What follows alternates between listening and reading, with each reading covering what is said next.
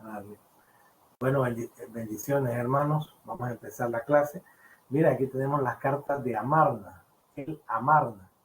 Esta colección de tablas cuneiformes lleva su nombre por el lugar donde fueron descubiertas, la moderna Amarna, la antigua ciudad egipcia de Akenatón o Ajenatón, escritas a finales del siglo XIV antes de Cristo, o sea, son 1400 años antes de Cristo. Estas cartas registran la correspondencia entre Egipto, bajo los faraones Akenatón y Tutankamón, y sus estados vasallos. También provee información gobiernos de estos tiempos. Va a ser bien interesante lo que vamos a aprender, algunos detalles en estas cartas, que más o menos son entre 1300 a 1400 antes de Cristo. Ahí las miramos. Les había dicho que en Tebas, que también en Egipto, vamos a estudiar la estela de Merentab, que también muestra algunas victorias del faraón, que nos van a servir para conocer algunos pueblos de los que habla la Biblia. Después, esta es una estela que nos interesa mucho, que es arriba. Miren, ya esta estela está al norte de Israel, y esta estela dice que esta piedra es la única evidencia arqueológica descubierta sobre el rey David. Dice Bet David, casa de David. Yo creo que yo no estaría de acuerdo, porque hay otra, que es una estela moabita que también dice, habla de la casa de David, pero ya la vamos a revisar. La estela data de mediados del siglo IX antes de Cristo, o sea, se imaginan, el año 800, 900 antes de Cristo, aproximadamente después de Salomón. Y lo interesante de esta estela, que habla de la casa de David, y fue encontrado en el muro de la ciudad de Dan en 1993. El muro probablemente fue construido por israelitas a principios del siglo VII antes de Cristo, después de volver a capturar Dan de los asirios. Entonces, miren qué interesante esta piedra, esta estela de Dan.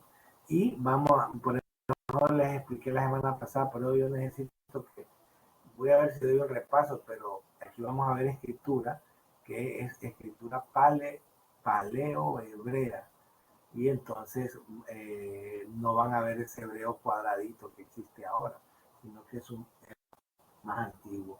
Otra estela que es muy importante para nosotros es la estela de Mesa. Aquí la tenemos, la estela de Mesa. Esta fue encontrada en la parte sur, en lo que era Moab.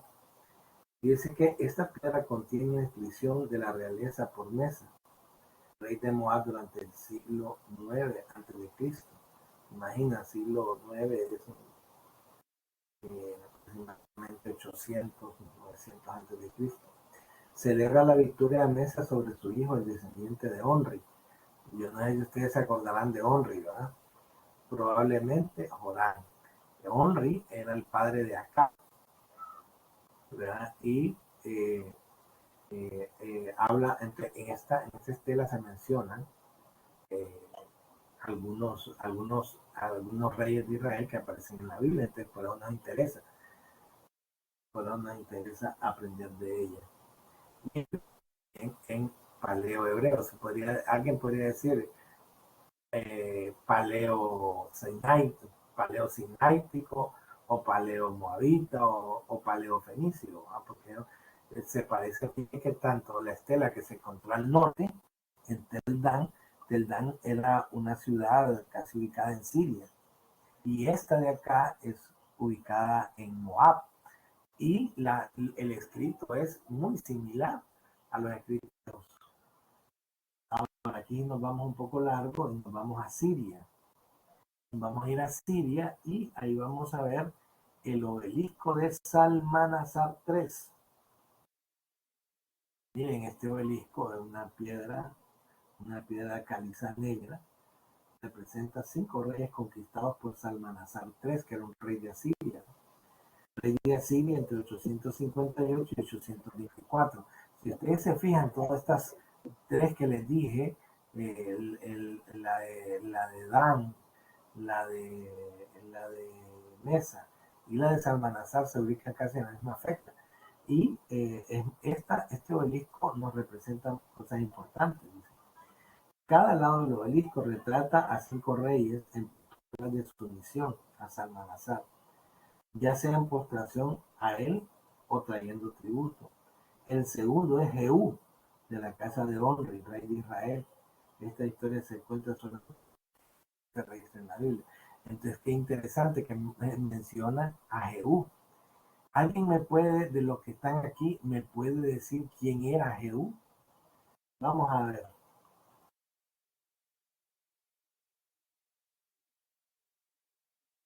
¿Alguien me puede decir algo de Jehú?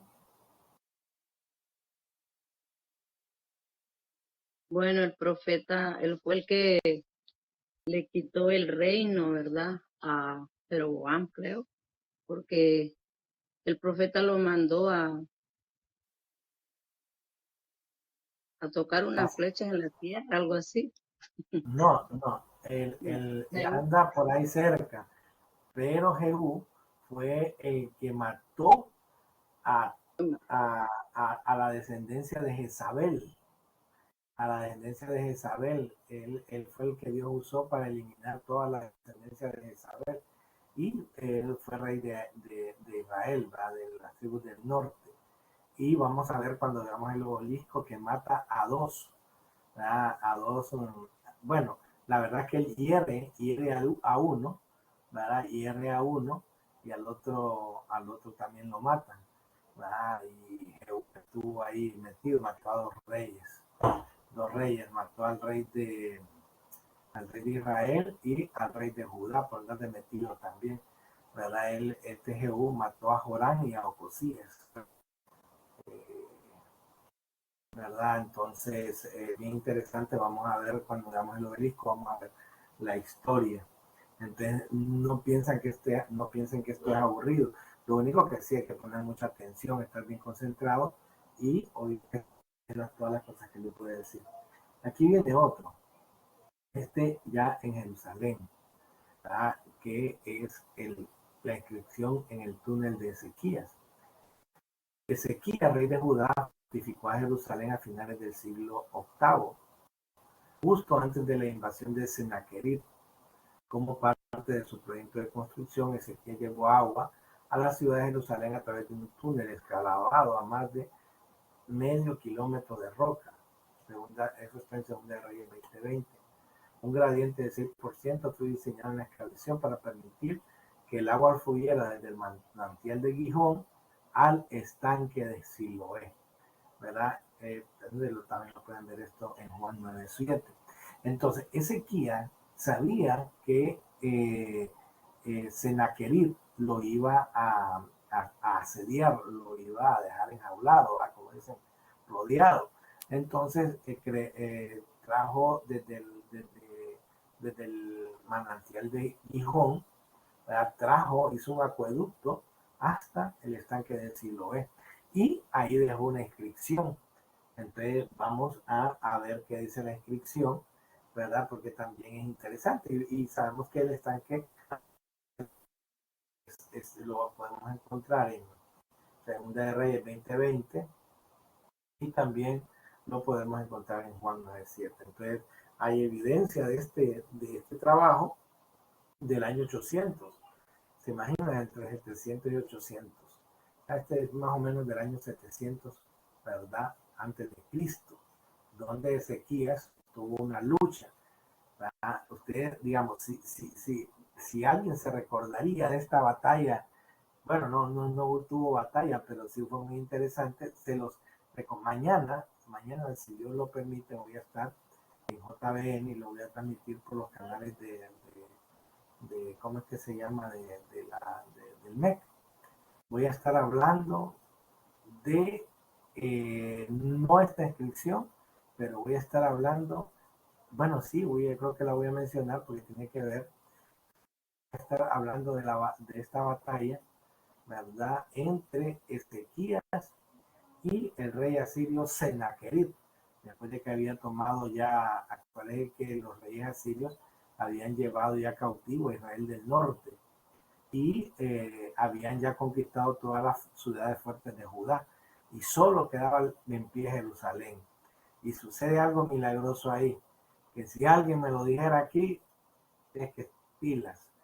¿Qué acto milagroso sucedió en la batalla entre Ezequías y Sennacherib?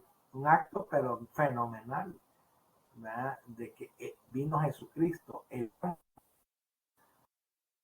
¿verdad? Y hizo un desastre por ahí. Si alguien se recuerda, me lo dice. Bueno, aquí, si ustedes miren, estoy hablando de la invasión de Sennacherib. Entonces, voy a hablar de este túnel y también les voy a hablar de este que sigue, que es el prisma de Sennacherib. Miren, que también fue encontrado ahí por Nínive, arribita, Nínive, es el prisma de Sennacherib. Mire que este prisma contiene 6 columnas de texto en las que el rey asirio Sennacherib describe sus triunfos. Alguien quiso hablar de cuál es el milagro que hubo entre Ezequías y Sennacherib. Nadie. Narra su campaña contra Judá, presentando una versión de los hechos narrados en Segunda de Reyes 18-19. Al igual que el relato bíblico, él describe las victorias que condujeron al sitio de Jerusalén. Sin embargo, indica que dejó a Ezequías en Jerusalén como un pájaro en una jaula, después de que Ezequías enviara el botín a la ciudad. Por el contrario, la Biblia describe al ejército de Sennacherib saliendo después de que el ángel del Señor matara a muchos de ellos. Entonces vamos a ver en esta clase, pero los que quieran un adelanto, mañana voy a enseñar las diferencias entre el prisma de Sennacherib, o sea, el prisma de Sennacherib narra desde el punto de vista de Sennacherib qué fue lo que ocurrió en esa batalla entre Ezequías y él, pero la Biblia narra la misma batalla, nada más que la Biblia lo narra de un punto de vista y Sennacherib lo narra de un otro punto de vista.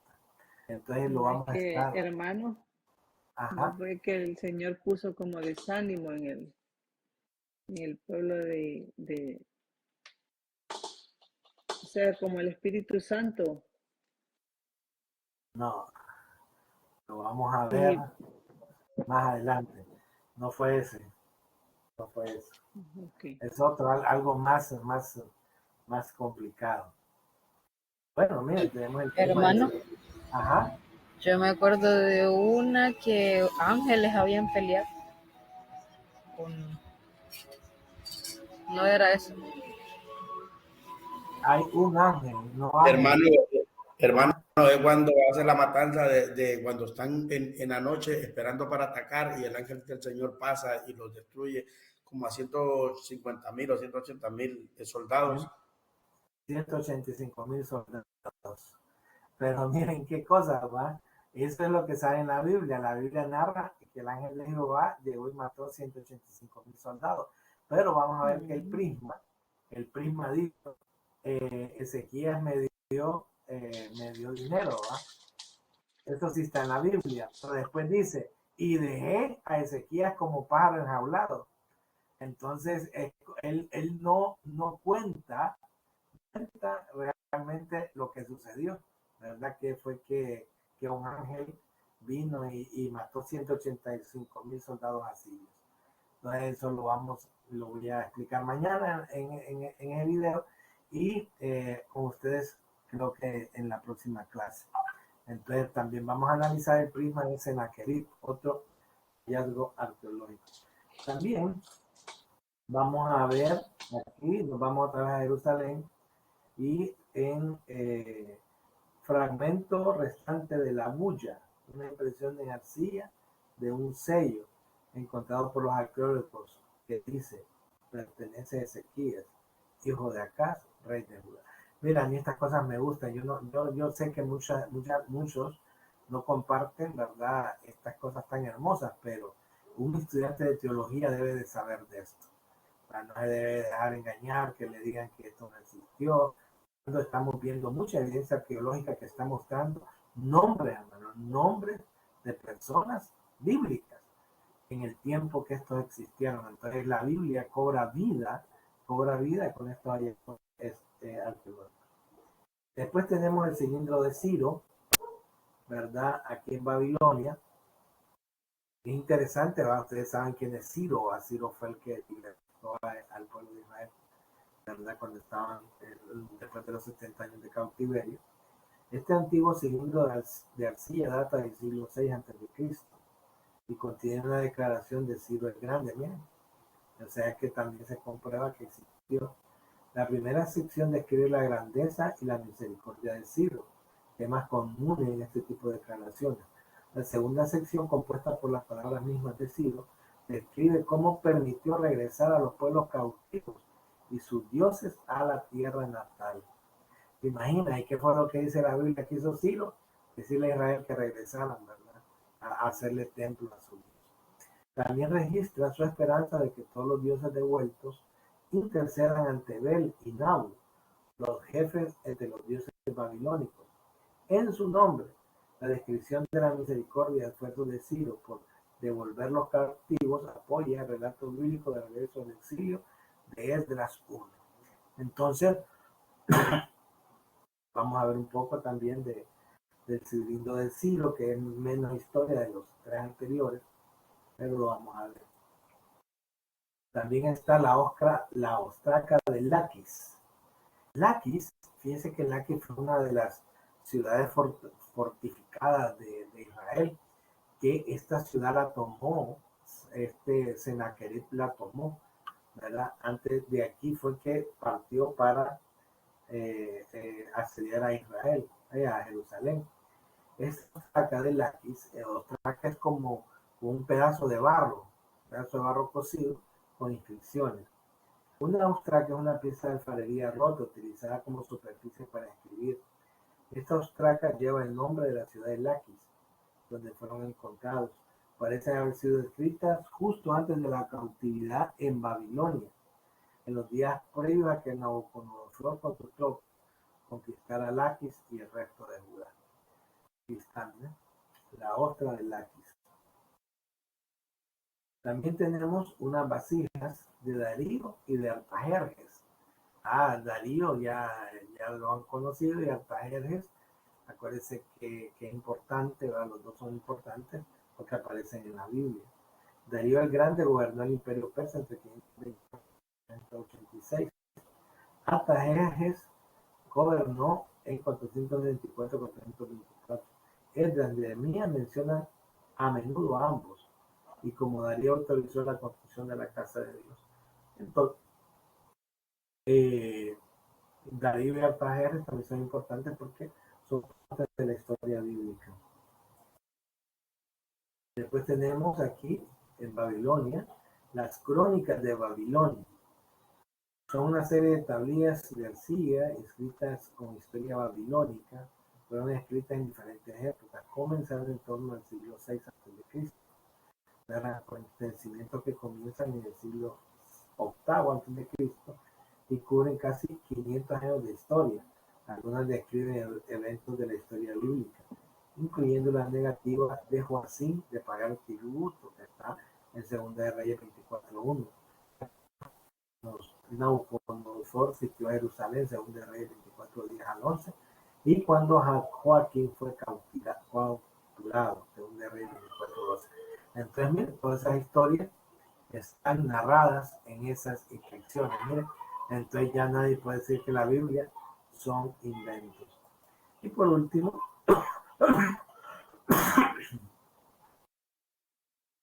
la inscripción de Poncio Pilato. Esta inscripción encontrada en Cesarea confirma la existencia histórica de Poncio Pilato. Lo describe como prefecto de Judea. Entonces, ¿por qué estudiamos arqueología, hermano Luis? ¿por qué como teólogos debemos conocer un poco de arqueología? ¿Qué me contestaría usted? Porque no hay evidencia, hermano, de saber, porque tenemos la evidencia para los que aparecen en la Biblia como los escritos de que están en la Biblia. Exacto, o sea que si alguien les dice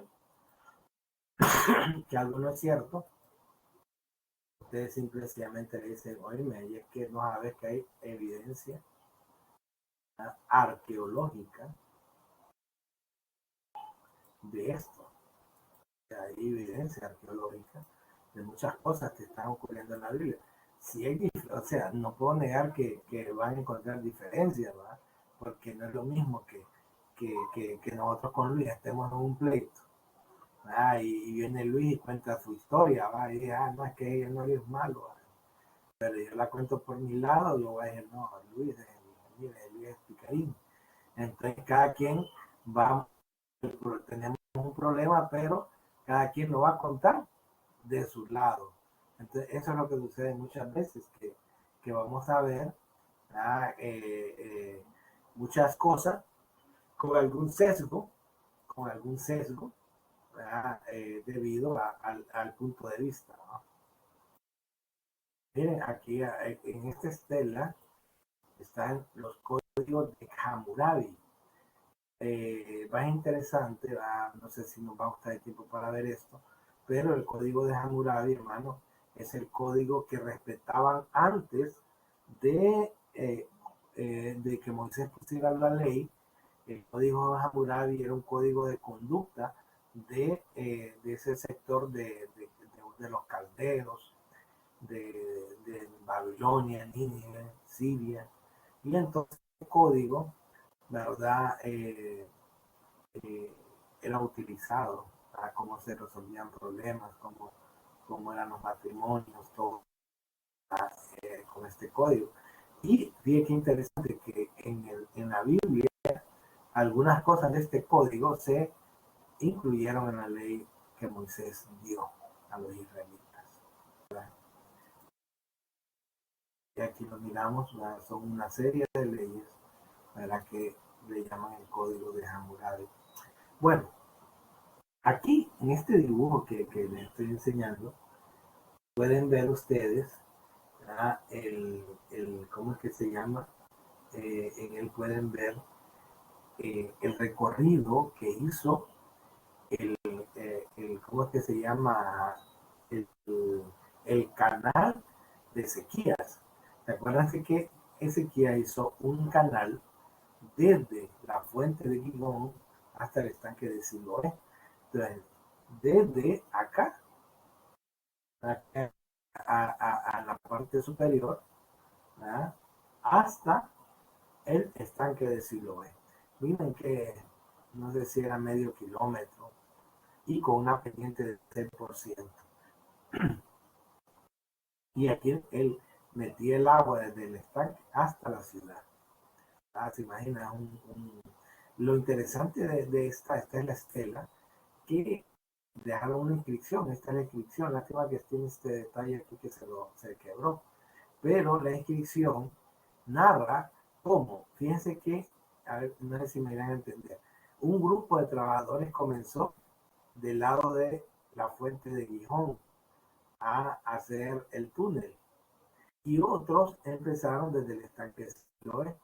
Y narra aquí en este punto amarillo, aquí donde estoy marcando con la flecha, donde hay una flecha amarilla, dice, mira, vamos a ver, la ver más grande. Exactamente en esta flecha amarilla se encontraron los de un lado con los del otro, y la diferencia fue bien poca, ¿verdad? Bien poca la diferencia, que cuando estaban ya terminando de golpear, ¿verdad?, se oían de un lado a otro.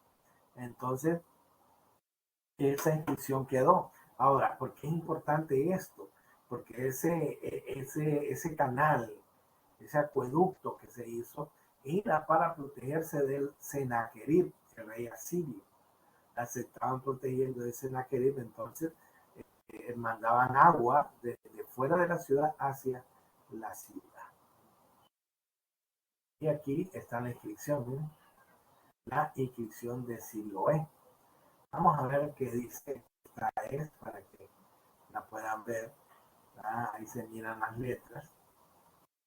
Y qué decía la inscripción de Siloé. Dice, bueno, primero que de la historia, ¿no? Ezequías, rey de Judá, fortificó Jerusalén al final del siglo VIII, justo antes de la invasión de Sennacherib. Como parte de su proyecto de construcción, Ezequías llevó agua a la ciudad de Jerusalén a través de un túnel tallado por más de medio kilómetro de roca. Esto está en Segunda de Reyes 20:20. Vamos a ver a alguien ahí con voz de trompeta, de esos que tiembla la tierra cuando hablan, que me pueda leer Segunda de Reyes 20:20.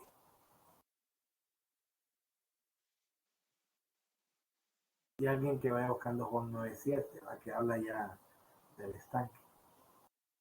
Segunda de Reyes 20:20, ¿qué dice? Los demás hechos de Ezequías y todo su poderío, y cómo hizo el estanque y el conducto, y metió las aguas en la ciudad. ¿No está escrito en el libro de las crónicas de los reyes de Judá? Amén. Entonces, miren, una pendiente de 6% fue diseñada en la excavación para que el agua fluyera desde la fuente de Gihón al estanque de Siloé. Ahora, el estanque de Siloé lo vemos también en el Nuevo Testamento.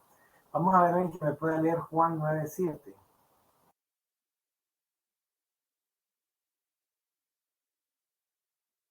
Y le dijo, ve a lavarte en el estanque de Siloé, que traducido es enviado.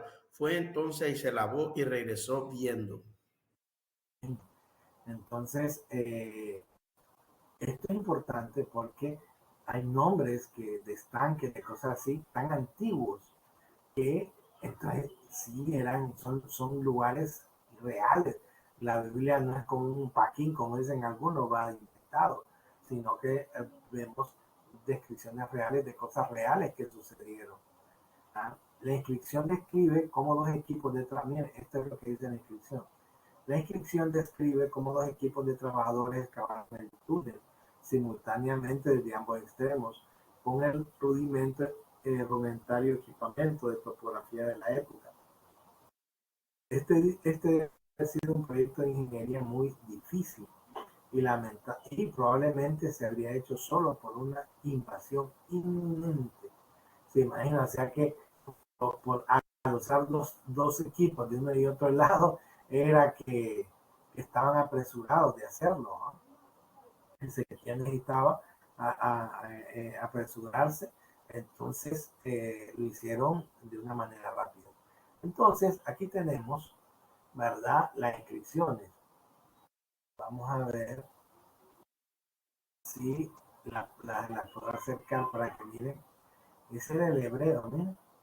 O sea, es del tiempo de Ezequiel, hermano. Aquí no hay para dónde. Estaba viendo un hebreo el problema de los judíos, algunos que dicen que el cuadrado que ellos hacen ahorita, ese es el idioma y ese es el escrito. Yo alguna vez digo, oye, es que no miran, hombre, que las cuestiones arqueológicas. Este es el hebreo antiguo. El hebreo antiguo donde se escribía de esa manera. Entonces ahí lo tenemos, ¿sí? Y los que estuvieron en la primera clase les enseñé más o menos cómo eran las letras. Este paleo hebreo, después en los tiempos de Esdras se hizo un poquito más cuadradito y ahora es más cuadrado todavía.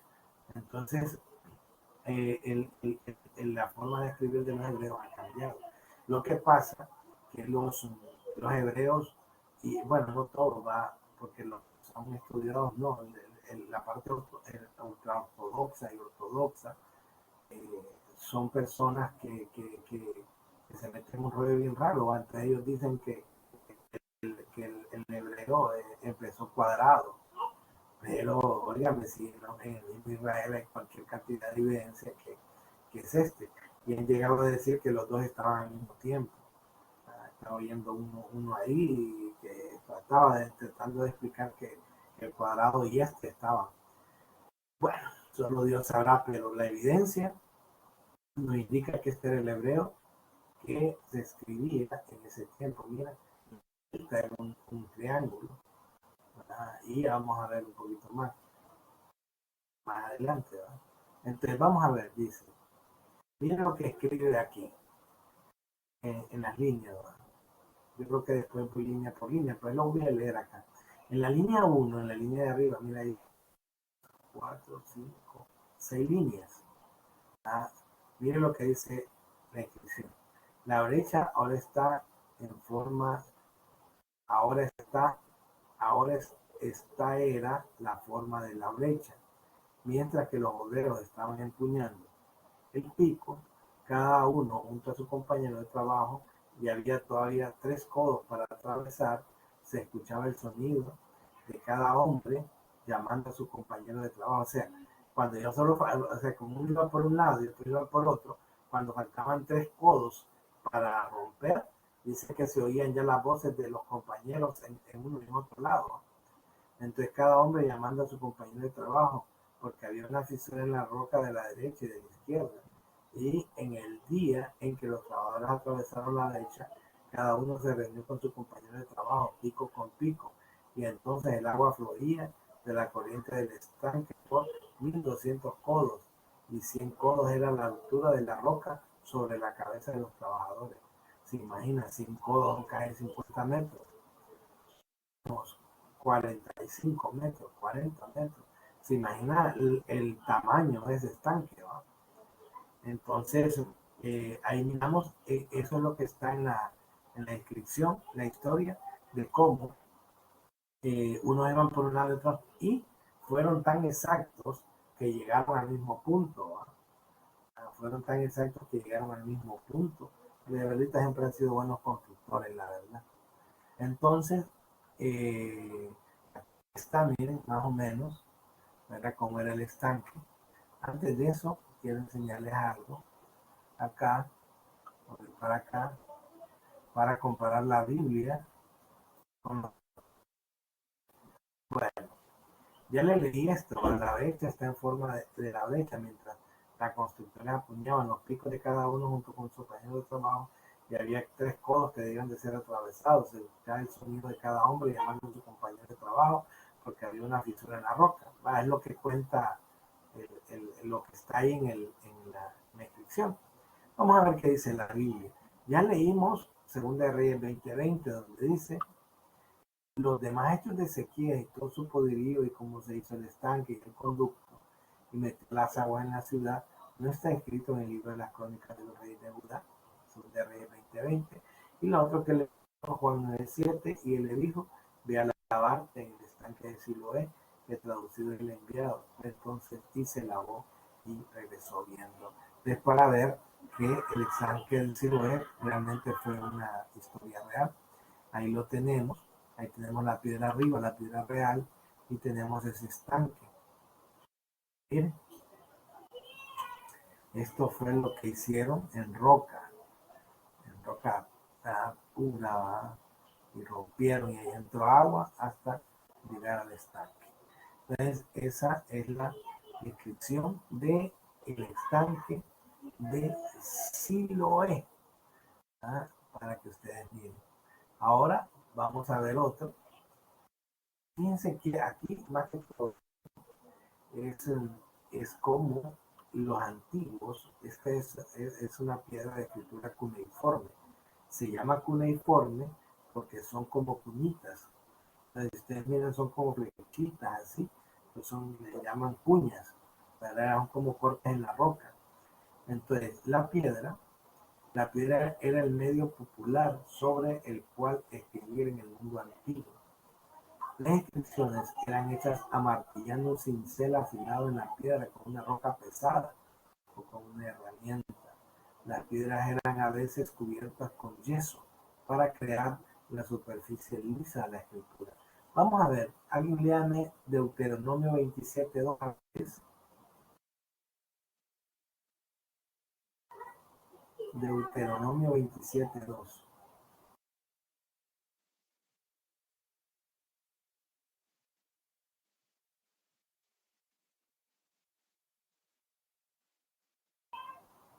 Dice, y el día que pasen el Jordán a la tierra que Jehová tu Dios te da, levantarás piedras grandes y las revocarás con cal.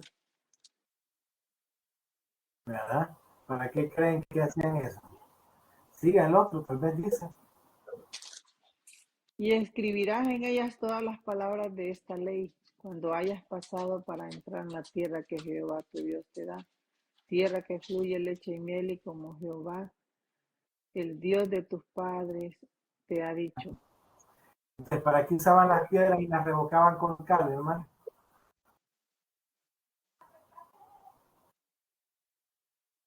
Dice que las escribirás en ellas, dice, todas las palabras de esta ley para escribir. Nunca se han puesto a pensar ustedes que en ese tiempo, digamos en Egipto se escribía con papiros, ¿verdad? Ya a algunos lados se empezaba a usar cueros, ¿verdad? Pero era difícil, no era tan fácil. Sí. Tal vez Moisés y algunos de los meros tenían, ¿verdad? Pero ustedes creen que en cada casa había un cuero escrito, que no había ni leer. Entonces, ¿cómo hacían para que la gente viera la ley? ¿Creen ustedes? Ajá.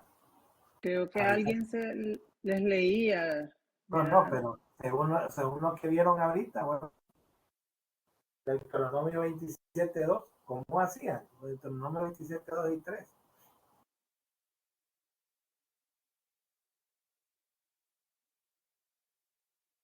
Escribían en piedra. Pues Exacto. escribían en piedras y las revocarás con cal, dice. ¿Dónde escribían los mandamientos?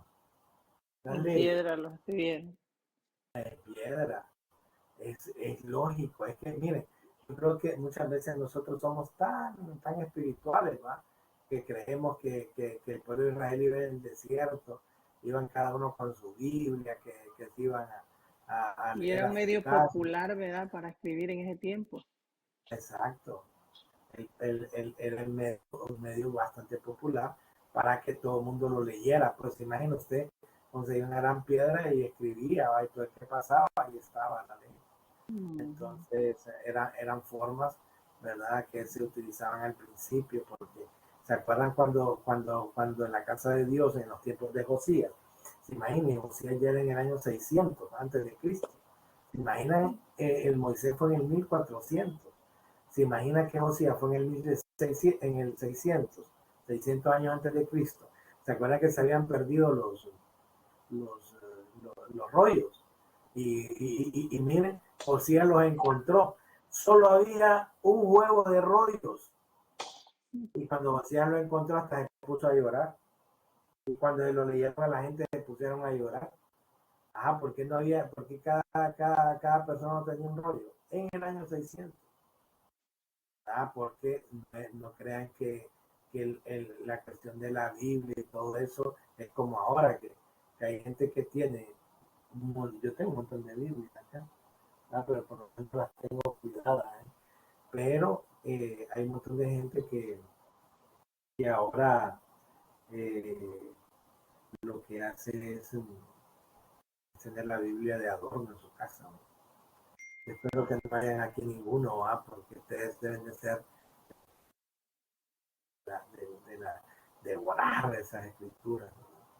Y por eso espero yo que estén estudiando, ¿no? Y por eso hacen todas sus tareas a tiempo, por eso les gusta y dejan de ver Netflix, dejan de ver todo eso streaming ahora por estudiar y hacer las tareas y escudriñar. Que yo sé que aquí hay muchos, pues mejor en vez de ver una película de, de, de Pedro el Escamoso, de los Avengers, o de aquella Betty la Fea, dicen voy a ver el canal del MEC para ver qué video bueno puedo encontrar ahí. Hay más de 300 videos. Porque eso es eso, hermano, dejemos de perder el tiempo. No les digo que yo de vez en cuando, yo me tiro mis películas, a ver, no puedo ser mentiroso, pero también de darle tiempo a ver los videos, y algunas veces me gustan tanto, pero Así era antes, hermano. Así era. Porque la gente no sabe esto, hermano. Le doy sincero. La gente no sabe el patrón de la Biblia. Mire, vamos a hacer un programa. No sé si en Maús, porque he estado viendo unas herejías en algunas iglesias. Hermano, usan la Biblia como pelota de fútbol, como balón de fútbol americano. Pues a mí hasta me da cólera, es que me gustaría pegarles con un garrote. Oigan, en iglesia, hermano, jugando con la Biblia. No estoy hablando del mundo, hermano. En iglesias. Mire, yo quedé asustado cuando vi todas esas cosas, haciendo como hombres, llevan hombres, bueno, un solo rollo. Las iglesias, muchas iglesias en otros países están pervirtiendo y muchas de las de nosotros van para eso mismo, porque no hay un respeto a las escrituras. Tanto, mire, esas escrituras han costado sangre, han costado lágrimas. Aún ahorita en China, como la gente valora una Biblia para poderla leer, hermano, para poderla memorizar. Aquí en parte de Occidente, hermano, somos malagradecidos con Dios.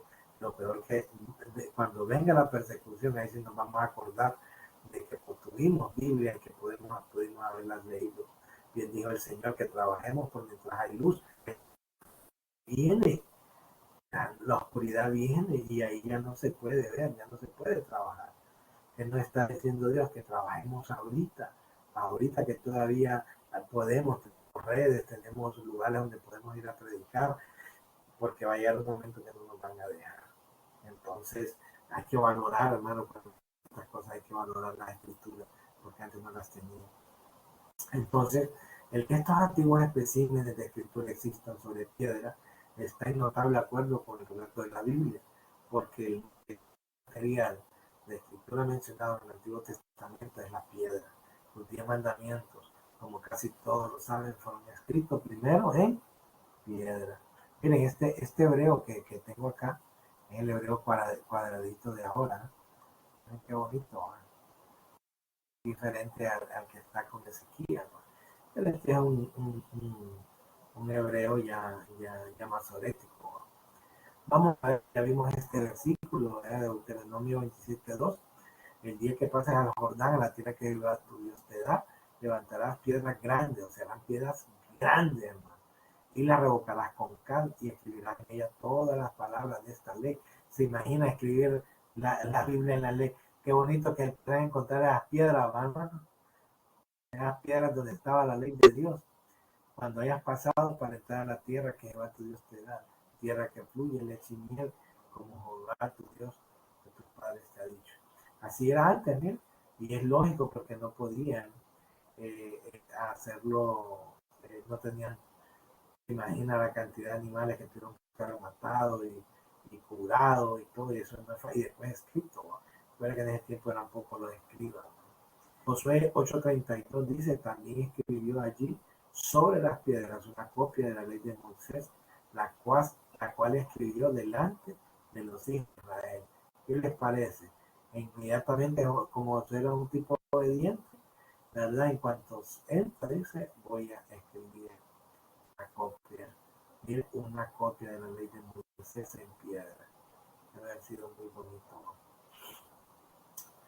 El 17 de marzo de 1967, cerca del río Jabbok, al este del Jordán, cuando realizaban trabajo de limpieza en el yacimiento de Balá, la expedición holandesa dirigida por el profesor Hein Franke de la Universidad de Leiden localizó 119 fragmentos de yeso con inscripciones, aunque el texto solo se ha podido reconstruir en parte. El título de la combinación realizada en color rojo dice inscripción de Balán, el hijo de Beor, el hombre que es adivino. Entonces, ¿qué les parece? Miren, de este sí salió algo ahí, una inscripción, ¿sí? De una sección de barro. ¿Quién sabe quién era Balán? Vamos a ver, mis queridos teólogos. Eso lo sabemos, hermano. El que le habló la burra. Ajá. Óigame, Qué se imagina maravilla. El que le pagaron para que no dijera Israel y tuvo que hablarle una burra. ¿Sí? Óigame, hay una inscripción donde, mire lo que dice la inscripción, ¿verdad? Dice, inscripción de Balaam, el hijo de Beor, el hombre que es adivino de los dioses. Balaam es un profeta que se le dio vuelta, que se volvió el prototipo de los falsos profetas. Muchos de esos de ahora. Aquí hay otro, miren, que es el calendario de Gezer. El calendario de Gezer es una pequeña tableta de piedra escrito, descubierto en 1908 por el arqueólogo irlandés R.A. Stewart McAllister en el antiguo cananeo, en la antigua cananeo ciudad de Gezer, o sea, en la antigua ciudad cananea de Gezer, a 20 millas al oeste de Jerusalén. Está fechada comúnmente para el siglo X antes de Cristo. Miren, en piedra, ¿va? Un calendario antiguo de 900 años antes de Cristo.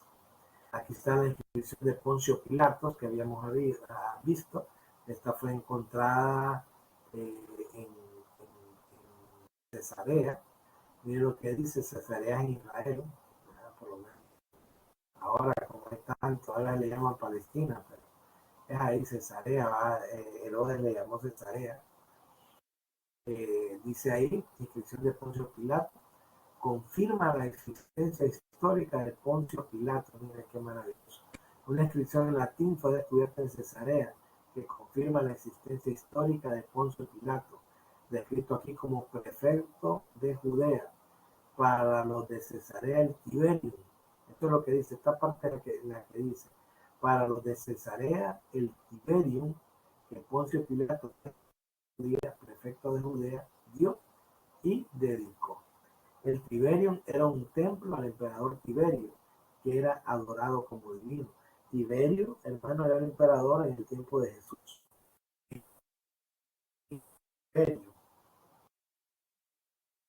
Entonces tenemos esa inscripción. Aquí tengo dos, porque las dos son importantes. Solo voy a decir algo por encimita, porque esta la vamos a analizar, porque esta tiene mucho de Biblia. Entonces, quiero tomarme por lo menos una clase entera para explicar las dos. Pero en medio les voy a dar una explicadita acá. Aquí tengo dos estelas. Fíjense que una es encontrada al norte, cerca de las ciudades sirias. Interesante que las letras son muy parecidas, pero una es moabita y otra es asiria. No, perdón, no asiria, siria. Una es siria y otra es moabita. La negra que miran ustedes ahí la hizo un moabita que se llamó Azael. Azael, yo sé que no se acuerdan de ese nombre, pero deberían de acordarse. Y la de la derecha. ¿Ah? Sí, el que mató a que era bien rápido. Azael, ya vamos a ver toda la historia de Azael para que la estudien. Y por el otro lado tenemos el lado, no sé si para derecho o para izquierdo para ustedes. La que es, la de Azael es la que es en color clara, color como ladrillo, ¿verdad? Esa es la de Azael. Y la del lado, la negra, es la de Mesa. Azael y Mesa, hermano, tienen una historia fuerte en la Biblia y la vamos a estudiar. Sé que con algunos medio toqué esto cuando miramos los reyes de Israel. Estos dos fueron enemigos de Israel. Azael, hermano, fue un enemigo de Israel y también Mesa. Nada más que Azael era de Siria y Mesa era moabita. Y los dos, pues, tuvieron mucha historia. Entonces aquí miramos esta estela, que se llama la estela moabita del rey Mesa, ¿verdad? Conmemorando la victoria contra la dinastía de Omri de Israel, aproximadamente 840 a.C. Contiene la primera aparición del tetragramatón, Yod, Hed, Vay, Hed. Hey. Yod, Hey, Vav, Hey, que es el nombre de Dios, el y alfabeto fenicio. Mire, aquí le puede poner cananeo, paleo, hebreo, porque la verdad que parece, tiene algunas diferencias, pero parecen mucho, que se redacta de derecha a izquierda. O sea que los moabitas escribían muy parecido a los hebreos, y también los sirios escribían muy parecido a los hebreos. Y ustedes aquí miran el nombre de Dios, miren. Yod, esta que está acá, Yod, es la que parece como Z, esta es la Yod, la Hey, esta que parece F al revés o F al revés. Después Vav, que es un gancho, Vav, y otra vez la Hey. Este es hebreo, este es paleohebreo. También le pueden llamar, ¿verdad?, antiguo fenicio, pero también es antiguo moabita. Entonces en ese tiempo escribía muy parecido todas estas. ¿Recuerdan que yo les decía que en el Sinaí, cree que en el Sinaí lo que escribieron esto fueron los moabitas? Entonces, porque es esta la inscripción que encuentran en este lado. Entonces, recordemos que esta estela es la estela moabita del rey Mesa. Es una guerra que se cuenta en la Biblia, pero que Mesa la mira de otra forma y la Biblia la mira de otra forma. O sea, estamos hablando de la misma guerra, pero con diferencias. Pero lo que sí nos indica es que la guerra existió, las diferencias existieron, Mesa existió, y entonces la Biblia está en lo correcto, ¿no? Lo único es, claro, Mesa le cambia algunas cosas. Vamos a ver, dice acá, la estela de Mesa, popularizada en el siglo XIX como la piedra moabita, es una piedra de basalto negro que muestra una inscripción de Mesa, rey moabita del siglo IX a.C., la cual fue descubierta en 1868. La inscripción de 34 líneas, la más extensa del antiguo Moab, fue escrita en alfabeto paleo-hebreo. Fue dirigida por Mesa. Miren, los moabitas escribieron en paleo-hebreo. Fue dirigida por Mesa alrededor del 850 a.C. Miren, 850 años de Cristo, aproximadamente unos 100 años después de Salomón. Como registro y recuerdo de las victorias de su revuelta contra el reino de Israel, vamos a ver que la Biblia dice que los reyes de Israel estuvo en la frontera que lo estaba derrotando. Pero según Mesa, él venció, ¿eh? Pero puede ser porque la Biblia se corta, queda corto, o sea, no siguen narrando la escritura, sino que dice que vieron algo y se retiraron, dice. Entonces Mesa dice que él logró echar fuera a los ejércitos de Israel. Entonces, así están las dos escrituras. Vamos a ver las dos para que las miren. Bueno, entonces Mesa dice que la hizo como recuerdo de su revuelta contra el reino de Israel, que emprendió tras la muerte de su gobernante Acab, ¿verdad? Acab había muerto. ¿Recuerdan quién es Acab? Ahí dice Ahab, pero Acab. Yo creo que de Acab sí se acuerdan. Bueno, después de Acab, entonces él se hace una revuelta. Tiene 124 centímetros de alto y 79 de ancho y 36 centímetros de espesor. Es redonda por arriba. Fue descubierta en el antiguo Dibón o Diván, Jordania, en agosto de 1868 por el reverendo F. A. Klein, un misionero alemán en Jerusalén. Los árabes de las proximidades, temiendo la pérdida del tal talismán, la rompieron en la piedra en trozos, pero ya se había obtenido un molde por Charles Clement Knau y la mayoría de los fragmentos fueron recuperados y montados por él. O sea, después queda un poco porque la tuvieron que volver a armar. Entonces, aquí tenemos entonces en la anterior la piedra moabita de Mesa. Miren qué bonita, ¿no? Ahora, recuerden que vamos a ver la historia, ¿verdad? pero la vamos a ver la otra semana. Y la otra que tenemos es esta que está aquí. Esta fue hecha por Asael. Asael, un personaje muy importante en las escrituras. Y esta, fíjense bien, esta tiene el nombre de Jehová, pero vamos a ver más adelante que también se cree que tiene el nombre de la casa de David.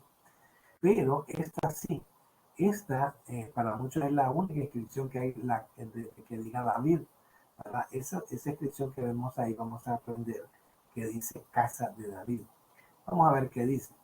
La estela de Dan fue descubierta durante excavaciones llevadas a cabo en Tel Dan durante 1993 y 1994 en el norte de Israel. Está formada por numerosos fragmentos que forman una inscripción triunfal en arameo. Miren, este es en arameo, pero van a ver que también se parece mucho al hebreo. Realizada con toda probabilidad por Hazael, rey de Damasco, un arameo importante de finales del siglo IX.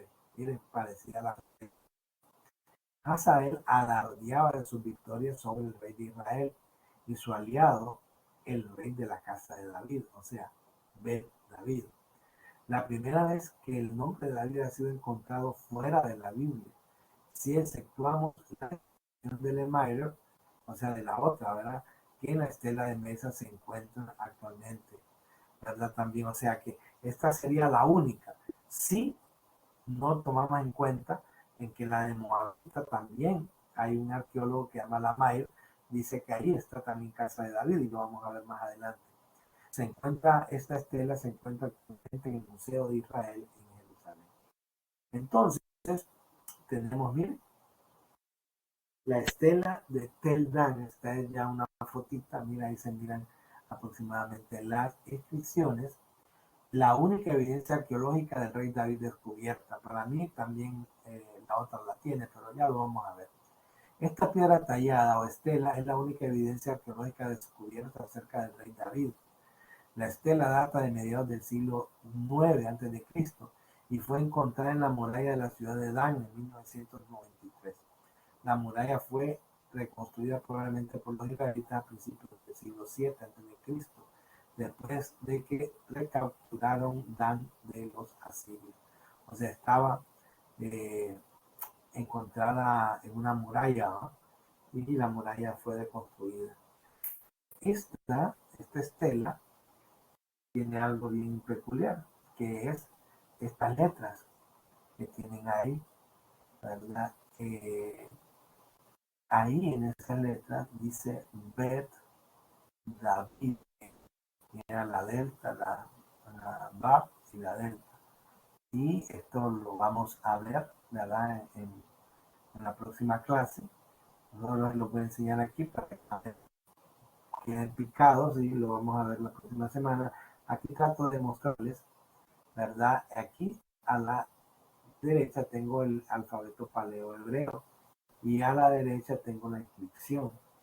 Entonces, esa es esta inscripción que está aquí, ¿no? Y la tengo marcada un poquito en blanco, ¿verdad? Ahí, en esa inscripción dice la casa de David. Y vamos a ver toda la historia alrededor de esto, ¿no? Para que se les quede muy bonito y para que se les quede lo que pasó ahí. Y aquí yo tengo el alfabeto paleo-hebreo. Entonces, miren, el de la derecha es el alfabeto. Entonces, como ustedes no saben hebreo, no tienen que ser como los niños, ¿va? Que miran la forma igual. Entonces, si ustedes se fijan, esta es la Aleph, pero voy a darle solo las letras que nos ocupamos. Esta es la Bet, miren, este que parece G, es una Bet, es la segunda letra, la Bet. Miren cómo es la Dalet, ¿ve? La Dalet es una delta al revés. Esta es la Dalet. Esta es la Hei, que en papel hebreo, o sea, en esos idiomas moabitas antiguos, Hei. Pero a nosotros le dimos Hei. Hei. Entonces tenemos la Dalet, la Hei, la Bet, ¿verdad? La Bet, Dalet. Vamos a ver otra letra que nos va a servir, la VAP. ¿Dónde está la VAP? Ahí está la VAP, ¿no? La VAP, para que póngase a pensar que la VET es B, la VAP es B, nada más que B, U. Y la DALET es D. Entonces, ahora lo voy a volver a poner como estaba. Y entonces miremos. Había dicho que esta es la VET. Mire que parece 9. Entonces miren cómo está aquí, una B, VET. Después tenemos la YOD. Miren cómo es la YOD. La YOD es bien rara, ¿verdad? Ya ahora en el hebreo moderno no es así, porque es como un gancho, ¿verdad? Un gancho medio raro. Entonces, vamos a ver, sale ese gancho, entonces miren, esa Z que está allá. Miren que ahí aparece Z, que está como inclinada. Entonces esa es la YOD. Esta que está aquí es la TAP. Miren que la TAP es una X. Una X es la TAP. Miren, esta es una X. Una diferente X. Entonces ahí tenemos bit. Ahí podrían decir bit o bet. Bet. Después tenemos una, miren, esta es que le había dicho que el triángulo era la Dalet. Dalet es D. Siempre se toma la primera letra, ¿no? Hay dos Dalet. Y la de en medio es la V, que es esta, ¿no? Es como una Y. ¿no? Como una Y, nada más que aquí tiene un palito acá. Y esta es esta. Entonces ahí dice Bet David.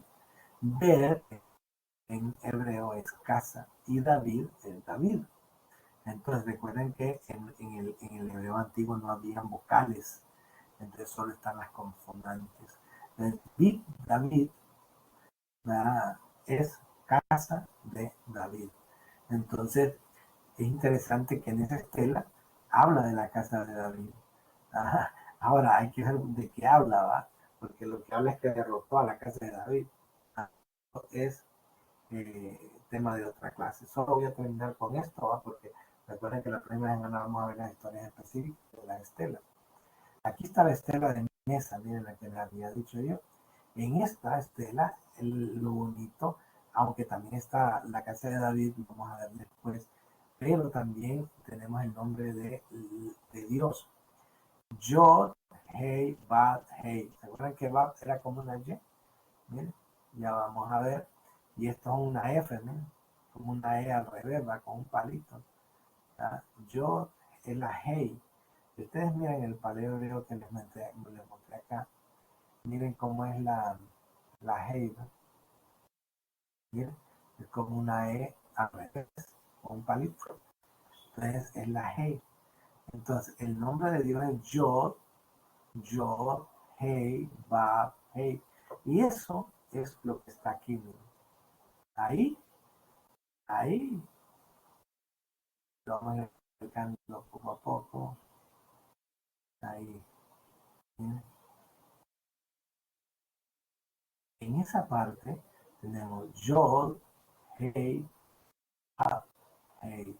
Entonces menciona, escribe el nombre de Jehová. Es interesante, ¿verdad? Interesante.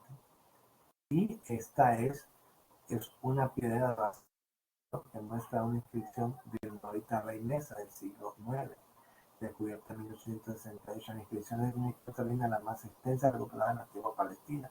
Fue escrita en alfabeto paleohebreo. Fue erigida por Mesa alrededor del año 650 a.C. con un registro y recuerda sus victorias en la vuelta del reino de Israel que emprendió tras la muerte del gobernante Acab. Bueno, y aquí está. Con esto termino. Aquí tenemos, miren cómo son las letras. Aquí se las puse a la parte. Estas letras son estas mismas. Yod, Hei, Ba, Hei. O sea, como se escribía antes. En los tiempos, este es el paleohebreo, periodo antes del exilio. Cuando vino Esdras, trajo ya un hebreo más bonito, más cuadradito. Y tenemos que la Yod pasó a ser un ganchito. La Hei, mire cómo le hicieron. La Bab, un ganchito más largo. y la Hei. Aquí mencionó esto. Y en el hebreo moderno es así. Mire qué bonito, ¿verdad? Cuadradito y medio piquetero. Yod, Hei, Vav, Hei. Ahí están las formas en que el paleo ha evolucionado. Y hay un proto, que es la cabeza y aquellas cosas que le enseñé la semana pasada. Pero estos tres, fíjense qué interesante que vamos a ver, y una vez si lo vimos la semana pasada, un pergamino que está escrito en hebreo antiguo, está escrito cuadradito así como en medio, ¿verdad? Porque es un papiro, es un papiro de los tiempos de Esdras. Entonces, el tiempo en el templo en el tiempo de que estaban los de Qumran, que se encontró hasta ahorita. Pero fíjense que es un pergamino, perdón, y está escrito encuadrado todo en este del medio, donde dice hebreo antiguo tardío, exílico. Después del exilio fue cuando Esdras lo trajo y les enseñó a escribir de esta forma. Pero el nombre de Dios no está en este, sino que está en el paleohebreo. ¿Qué quiere decir eso? Que en el pergamino no tuvieron valor de cambiar el nombre de Dios. Cambiaron, o sea, al nuevo hebreo que habían aprendido, o sea, el hebreo más bonito, hicieron todo, pero el nombre de Dios no lo cambiaron y lo dejaron como está aquí arriba. Y eso lo vimos la semana pasada, pero lo vamos a volver a ver. Bueno, con esto termino. Va a quedar grabado el programa para que lo puedan volver a ver. Yo sé que algunos que no estuvieron la semana pasada, pues se perdieron de ver algo de estas letras, pero pues estos dos videos van a estar en la red. No sé si hay preguntas